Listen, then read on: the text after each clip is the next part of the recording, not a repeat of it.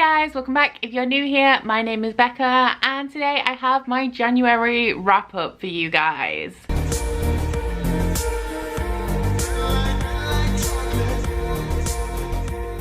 So the month of January actually went spectacularly well. It's weird because looking back on it, I don't feel like I read that much, but I truly did. I read 9 books in total. The page count was over 4,000, which only happens to me like a couple of times a year. My average is around 3,500. So every time I go over 4,000, it is like a really good reading month. And because of all of the end of year / beginning of year content that I posted in January, my dumbass just skipped a mid-month wrap-up, so I have to talk about all 9 books that I read with you guys today. That being said, I have been debating scrapping mid-month wrap-ups. We'll see how it goes. We will see how much I am reading, because the reason that I started doing mid-month wrap-ups is because it was taking me forever to film wrap-ups. I absolutely dreaded it because of how many books I typically read. I generally read no less than 8 books per month, so just talking about 8 books in any sort of detail, just the thought of that was really putting me off filming. So we will see how it goes. We'll see what I decide to do. But for the month of January, I read a total of 9 books, which added up to 4,119 pages. This broke down to an average of 133 pages per day, which is fabulous. For the star ratings, we had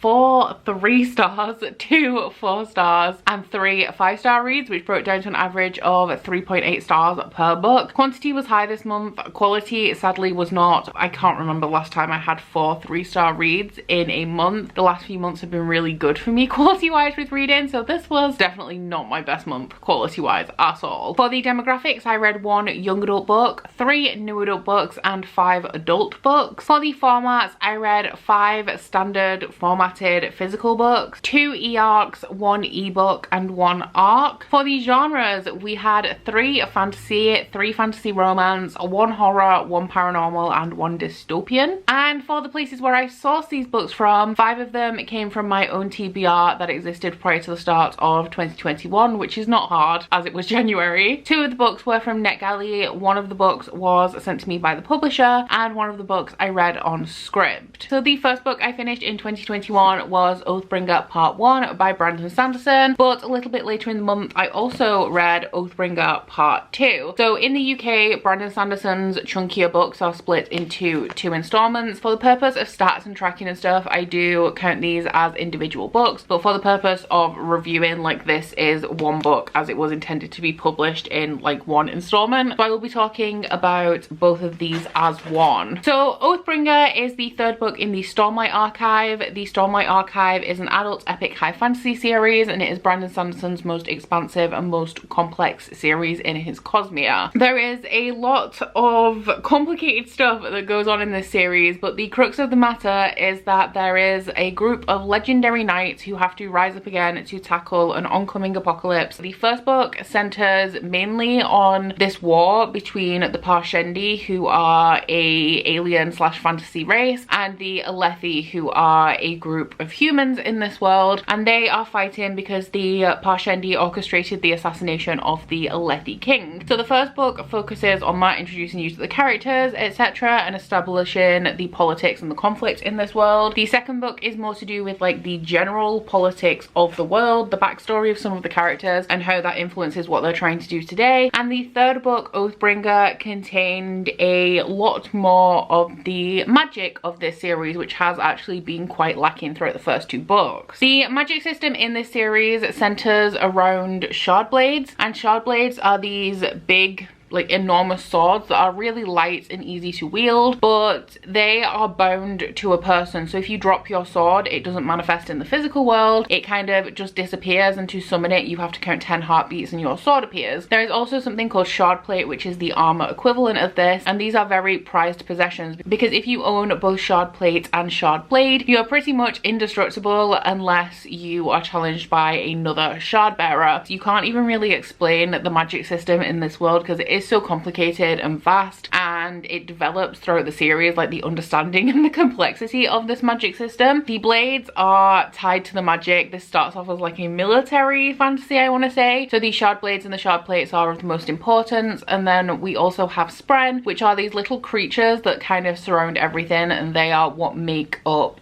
everything in this universe. They're like the things that create items. Every item contains Spren. So that is probably the best I can do with like a rough overview of what this series is about. But Oathbringer is book 3, and it is very much Dalinar's book. Dalinar is one of the most notorious and influential war generals in the Alethi army. Also one of my favorite characters. I really love Dalinar, and in this book we really got a look at his history, because there's a lot of like mysterious things surrounding him, things he's done in his past that we've heard about in conversation and from his perspective, but we didn't really know the details of. So there are a lot of flashbacks to his past in this book. Now typically when I'm reading epic fantasy, I do really love flashbacks, because I want to know as much information about the world, the characters, the politics and everything. And I did really enjoy looking back at the things that Dalinar had done, especially with some of the reveals that come along with that. There was just one thing that I found a little bit tedious about the flashbacks, and that is that because Dalinar is like this notorious warrior, his brother was the king of Alethkar, and he wanted to unite all of these princedoms into like a united country. So Dalinar as the warrior went out and conquered all of these people. So there's a lot of battle scenes in here, and some battle scenes I do find interesting to read. Like the battle scenes in the Mistborn series are so cinematic, and I love reading those. But these were just kind of standard swords and horses battle scenes, which were a little bit tedious to read. That is pretty much the only even slightly negative thing that I can say about this book. One of my favorite things about Brandon Sanderson is just how complex his stories are. There are some things in here that I did have figured out a little bit. I thought something was up. One of my main theories about this series actually came into fruition in this book, and it was really satisfying, like having that acknowledged and being right about that. But there were also a ton of plot twists at the end of this that I just did not even think were possible, and I was like,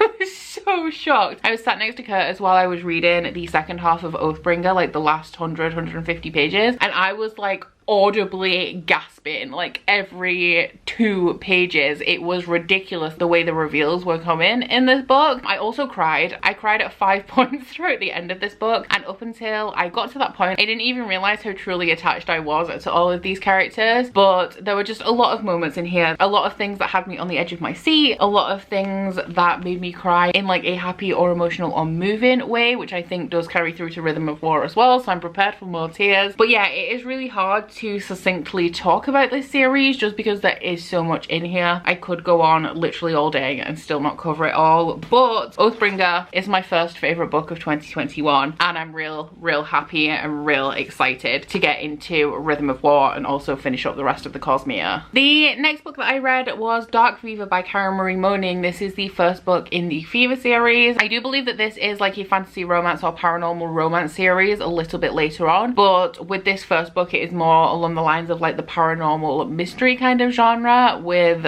pretty much like absolutely no romance in here at all. So this has been recommended to me countless times because I love Sarah J Maas, but specifically Crescent City, and I do see the comparisons, although this is a very different style of novel because Crescent City leans more towards the urban fantasy epic type of fantasy, whereas this one is more of like an episodic paranormal romance type of fantasy. But in here we are following a young American girl called Mac, and her sister went to study in Ireland. She is extremely close to her sister. Her sister is her favorite person in the world. However, shortly after her sister does go to study, she is brutally murdered, and the police in Ireland can't find any leads about what happened to her, so they drop the case, and Mac takes it upon herself to head to Ireland to find out what happened, only to find out that herself and her sister are actually a powerful kind of seer that can see through fairy glamours. Just before Mac's sister died, she left her a voicemail that said that Mac had to find a specific item. So while Mac is in Ireland, she is searching for this item that her sister said was very important, which puts her in the path of Jericho Barons, who is a tall, handsome, mysterious stranger and also the owner of a bookshop. So I gave this one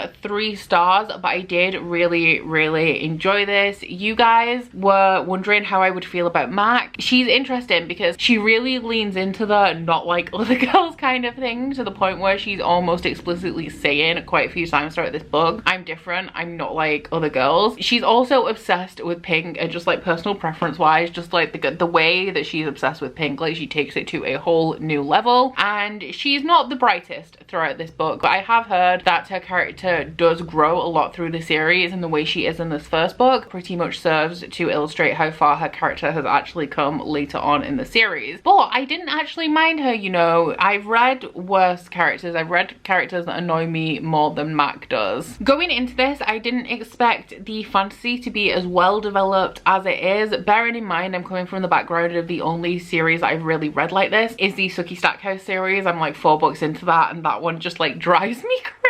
But in this, we actually have a couple of like detailed explanations about the world of the Fae, what they're like. You have the Seelie and Unseelie court in here. The Unseelie are worse than the Seelie. It is a little bit grim in some parts, I will admit. Some of the Unseelie courts are very creepy in really weird ways that had me real unsettled. I also enjoyed the writing style in here. It's nothing especially distinctive, but it was pleasant to read. It was a fast-paced read, a real easy one to fly through, and I am actually really excited to continue this series. I'm a lot more compelled to continue than I thought I was going to be. I was warned by you guys that the first book is not really a good representation of the series, and it does get much better. So considering that, I do feel like this was a really good, strong starting point, and hopefully I will be able to continue sometime soon. The next book I read was Kingdom of Flesh and Fire by Jennifer L. Armentrout. This is the second book in the Blood and Ash series. It is a new adult high fantasy romance series where we are following a girl called Poppy, who is a maiden. Being the maiden means she is a very important person in this society, and she is pretty much kept in captivity. She's not allowed to be looked upon, she's not allowed to be touched, she's not allowed to speak to people, and on her 19th birthday or around that time, she is going to ascend to the gods. Now, nobody in this world knows what it means to ascend to the gods, even though people go through it. It's never talked about. Nobody knows what the ascension process is and what actually happens to you during this time. There was a war in this kingdom as well between the Ascended, which are the people that like Poppy is a part of, and the Atlanteans, who are these horrible like paranormal creatures, although we don't know what they are, that used to be in favor with the gods. However, they fell out of favor with the gods. The Ascended are now in favor with the gods, and the Atlanteans are the bad guys in this world. So because Poppy is such an important person, and because of ancient tensions with this war, there are a couple of people who are trying to like kidnap her and assassinate her, etc. So she is assigned a new guard called Hawk, who is somebody who has risen through the ranks in the guard quite quickly, and he has now been tasked with guarding the maiden until her ascension. Now, this is a fantasy romance, so I think you can see where it's going between those two. I do have a non-spoiler reading vlog on from Blood and Ash if you would like to get a little bit more information, and if you have read this book and want to know my in-depth thoughts, I have a spoilery reading vlog on this one as well. So this one picks up exactly where From Blood and Ash left off. It is a continuation of the same conversation, so if you are reading both of them back to back, you will literally just flow straight into this second book. I gave this one 4 stars. I really thought that it would be 5 stars because I assumed after the like minor issues I had with the first book that a lot of that would be resolved in here, but there were just new things that bothered me in this one. I'm still holding out hope that one of the books in this series, the next one is released in April, will be a 5-star read for me, but in this one it was just Poppy's naivete. Now, if we consider her upbringing and how she's been raised as this maiden, very sheltered, nobody can even talk to her, it is very understandable the way that she's behaving. However, she does have a magical power where when she touches people, she can sense what they're feeling. So if she asks somebody a question and she uses her ability, she will know if they're lying or not. Now, she does use this power throughout the book to test people to see if they're telling the truth, to ease their pain if they're in pain, etc. But she rarely ever uses it on the love interest, and that causes a lot of complications throughout here, because the thing that annoyed me the most is that Poppy kept falling into the trap of being like, does he care about me? Is he just trying to achieve this goal? Is everything a lie? Am I naive because of my feelings? And it was just infuriating because it did go on for so long. This book is 600 pages, book one is 600 pages, and for almost the entirety of the book Poppy was in this mindset, and every time she had kind of a breakthrough she just reverted back into that state again. It was very frustrating to read about. This series is also both incredibly fast-paced and also incredibly slow-paced, so I can fly through the pages in here, get through massive chunks with no problem, but the first like 200 and so pages of this book take place over the space of like a day and a half, and nothing is really happening either. They're preparing to go somewhere, and throughout the first couple of hundred pages they're still just kind of preparing to leave. They're in this state of like, oh, we're going to be leaving soon, so nothing's really happening. What I will say though is that as we got towards the end of this and things started to clear up a bit, I did start to really enjoy it. There's a fight scene in here that I really enjoyed. I really enjoy Hawke as a love interest in this series. Like, I'm real into that shit. The fantasy elements do seem to be ramping up as well. There is a big mystery about what kind of creatures are actually in the world, which does make sense in the context of everybody's kind of kept in the dark about everything that's going on, but you do discover what they are towards the end of book one. So going into this you do know that, but then there's a lot of discussion of things like Poppy's heritage in here and why she actually has this specific magical ability and what that means about her. And I really did think that the fantasy elements got considerably stronger in this book, and the ending, like the ending of From Blood and Ash, was really dynamic, and I cannot wait for Crown of Gilded Bones, which I will be reading as soon as it is released, because I need answers after the explosive ending in here.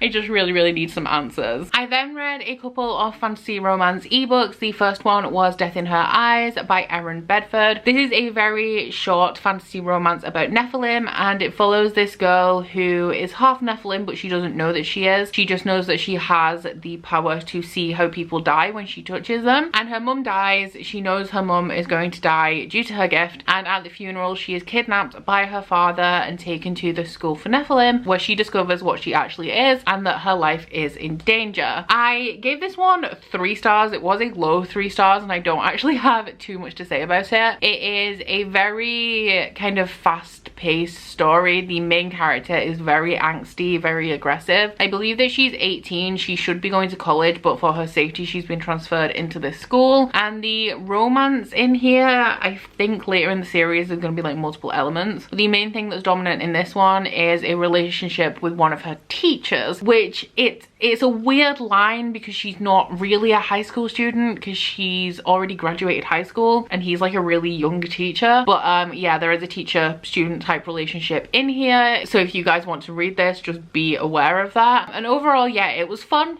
It was fast-paced. I enjoyed it enough. I'm not overly interested in continuing with the series. The next book hasn't been released yet anyway, but I feel like I just like my fantasy romance series to have a little bit more development so that I can really get into the story and also get into the romance as well. And when they're only like 200 pages long, I just find myself not really feeling any of it. But if you do want just like a fun fast-paced read that'll take you like a day or so, then you might want to give this one a try. The next one was an e-arc that I had on NetGalley, and that was Captive of Wolves by Eva Chase. This is the first book in a series called Bound to the Fae. Book 2 is already out, and I believe book 3 is released in March, so it's only like 4 months to get the entire series, assuming it is going to be a trilogy. This one I also gave 3 stars, but I did enjoy it significantly more. This is a story about a girl who was kidnapped when she was around 12 years old by 4 fae, and she has been kept in captivity and kept in a cage for the last 8 years. It turns out she was kidnapped because the fae were using her blood to make a powerful tonic that helped fae wolf shifters to control their shifting. So all of the fae in this story do shift into wolves, and over recent years they have started to lose control. During the full moon they should be able to control their shifts, but they've lost that ability, and the main character's blood brings back their senses and makes them able to control that. So 4 very attractive fae men break in to find out what the secret to these other fae's tonic is and find the main character there and take her to live with them. So now she's living in this life of luxury, but she is still in captivity, and she is very drawn to the fae men that she now lives with. However, she's really torn and conflicted about her feelings feelings, because while she's living in luxury, she is still technically in captivity and all she wants is her freedom. So this is also a reverse harem story. There is no like one love interest. It is like a group dynamic situation, and I really enjoyed the writing in this. It has a high fantasy writing style, which I didn't expect, and I really enjoyed. I also like the majority of the male characters. We have the leader, who I think is called Silas, and he is very much like your typical Fae High Lord. The youngest one is like the nicest one, and he cooks and stuff and is the one who's really attentive to the main character. And then we have one who's just awful in general, he hates humans, and one who's a little bit standoffish and also has an issue with like substance abuse. So I did really enjoy all of the different characters. The main character I didn't mind so much. She also has a disability that is present throughout this entire book. Like, it isn't magically healed or anything like that, which I appreciated. The romance elements, what we got, it didn't get too romancy in this first installment, but the romance elements that were there I did enjoy. I still can't say whether I enjoy reverse harem because I feel like this didn't go far enough into the romance in this first installment for me to make that judgment, but the romance elements that were there I enjoyed. The reason I gave this 3 stars is because while I really enjoyed it, there's just not really any plot. The main character goes to this place with these fae and she's just kind of chilling there. There's no like epic build up to any sort of conclusion. It's just kind of meandering in this location while she explores her feelings, and we do have like some plot elements in there, but I just felt like it never really built to anything, so I was a little bit underwhelmed by that. So I gave it 3 stars, but I did for the most part enjoy it and I'm interested in continuing. Next up was The Ravens by Cass Morgan and Danielle Page. This one is the Illumicrate edition, but I did have a NetGalley arc of this. The UK release date for this was the 6th of January, but in other parts of the world I believe it was released last year. And this one, I still don't know whether to class it as young adult or new adult, because there's nothing about this that is new adult aside from the ages of the characters, because this takes place in a sorority, so these characters range from the ages of like 18 to 22. This is dual perspective. We are following 2 witches called Scarlet and Vivi. Scarlet's main aim is to become the president of the sorority, which is called the Ravens, because her mother and her sister before her were also presidents, and she is kind of the typical sorority girl, I want to say, in this book. Then we have Vivi, who has decided to attend this university. She's moved around her entire life because her mother is extremely superstitious. She gets a bad feeling and they just pack up and leave, and Vivi has never had chance to put down roots, so she's taken this opportunity to do so, and she is invited to this sorority mixer, decides to pledge for the Ravens, and through this she discovers that she is actually a witch. There's lots of things going on in the background of this. Scarlet did something in her freshman year which is continuing to haunt her, and that is a recurring theme throughout this, and there's also something that's happened in like say the last 20 or so years in the past to do with this sorority, and it kind of had like a thriller plotline in this really fun witchy bitchy sorority environment, and I really enjoyed this book. I gave it 4 stars. I was not expecting to enjoy this as much as I did, but I have noticed that I do actually really like contemporary young adult style fantasy. This reminded me a lot of There's Someone Inside Your House by Stephanie Perkins, which is a really fun YA slasher horror, and also The Devouring Grey by Christine Lynn Herman, which is like this small town occult kind of fantasy, both of which I really enjoyed. This had the same energy. I really liked the sorority setting in here and all of the like pledging stuff and the mixers and the parties and the way the witches like use their magic to create these like wild magical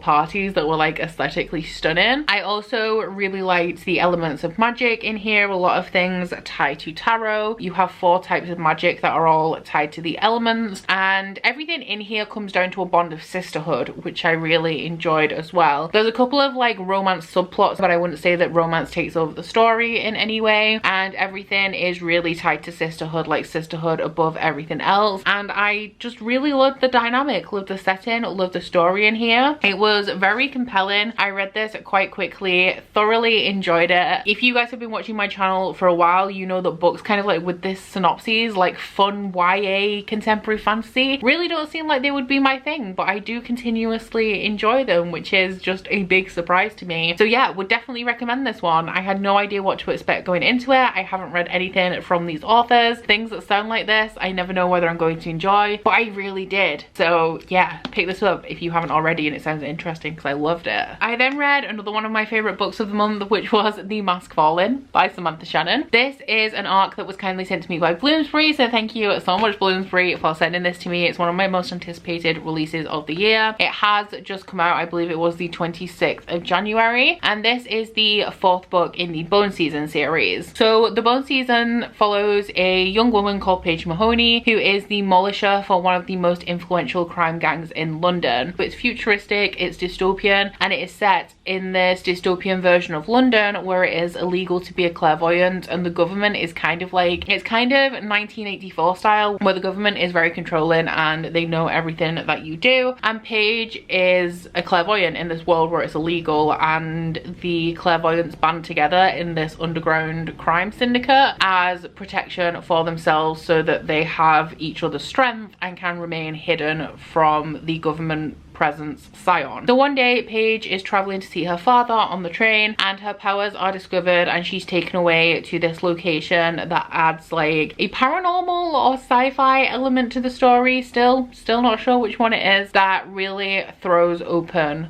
the world. I really love this series. I would probably say this is one of my favorite series overall. I think I've given every one of the core installments 5 stars. This was absolutely no different. This one opens up the world a lot more. So the first book focuses on this place where Paige is taken. The second book is about the politics between the crime gangs, and it's still my favorite in the series. The third is like a conclusion of a lot of elements of the plot and is just like really sad overall. And this one throws open the world by taking us to Paris, so we have left London behind for the time being. I believe that this series is going to be 2 story arcs, so book 1 to 3 are 1 story arc, book 5 to 7 will be a second one, and this is the book that ties them both together. I didn't get those vibes from it, you know, like this felt like a solid installment. It didn't feel like it was a bridge in the series. I think that this could be my second favorite installment. I really love the first one as well, but this could be my second favorite, because the thing that I love the most about this series is that it is so complex and so intricate. Like getting into the first book can be a bit of a struggle because there are a lot of info dumps in there. There is a lot of information, a lot of things about the world that you need to learn, and it is all just kind of thrown at you and does not hold your hand at all. But the world is intricate, the politics are intricate. We have different kind of organizations and groups of people all operating against each other, but some of them aren't operating against each other. But the plot is also incredibly intricate, and this book in particular got so close to giving me answers so many times. I am part of a read along for this series called Bonathon that happened at the end of 2019 led into the beginning of 2020, hosted by Ashley from A Frolic Through Fiction, and we are going to be doing a live show on this. But in the previous live shows there are theories that we had that are almost coming into fruition in this book, things that we thought may be a thing we have been led so close to in this book, but the book ends just before you get answers. It's a little bit infuriating, but at the same time I am here for it, and I am a little bit shocked at some of the events in here. It has a very dynamic ending. The only thing I can really say about the end of this is that I'm not pessimistic. I think everything is going to come together,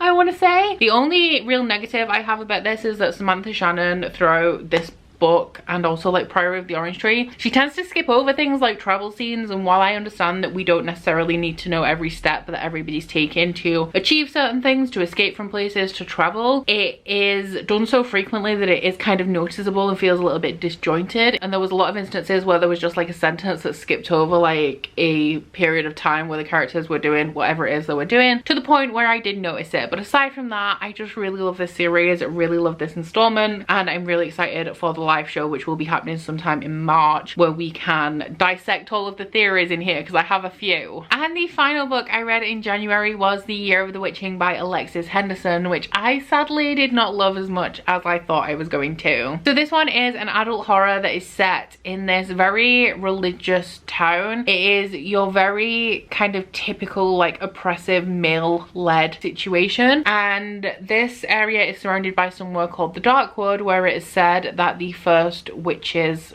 live, reside, haunt, etc. And Emmanuel, our main character, had quite a suspicious birth because her mother was said to have dabbled with witchcraft, and her mother actually died giving birth to her and mentioned something about a curse, like the child was cursed when she was born. So the structure of this book follows 4 plagues that have come upon the town that are said to have been caused by the 4 witches, and Emmanuel believes that she may actually be tied to these plagues, so she goes out of the way with the help of the prophet's son Ezra to try and stop them. I enjoyed this book but also didn't. It was weird. The beginning of this I did struggle to get through. A lot of elements in here were rushed, like the ending especially, but I felt like I enjoyed the story and I enjoyed the themes. The writing was fair. I enjoyed it. The characters were okay. I liked them for the most part, but I just wasn't super connected to it. I wasn't super into it. I was kind of bored throughout a lot of this. Going into this, I kind of felt like the religious town was going to turn out being the bad guy and the witches would be the good guys, just because of like the way that this was set up. But the witches very much form the horror elements. The main character is kind of defending the town and the people from the witches, which is just not a direction I really expected this to go. Something about this, which is just like a personal thing, I feel like the character just generally was way too good and way too merciful in elements. I just feel like I would have loved it if she would have been a little bit more vengeful throughout this book. But I did like her as a character. I also really liked the character of Ezra. I liked the structure of the 4 plagues and the witches. I kind of wish we had a little bit more complexity surrounding the witches as opposed to them just being this like horrific kind of presence, like this element of horror and the clear-cut bad guys, because I really did think that this was going to be about the witches like rising up to seek vengeance for what had happened to them and all of the women that came before and after them, but that just kind of wasn't the case. So in a lot of ways I feel like this had the potential with a little bit more complexity to be really good, really dynamic and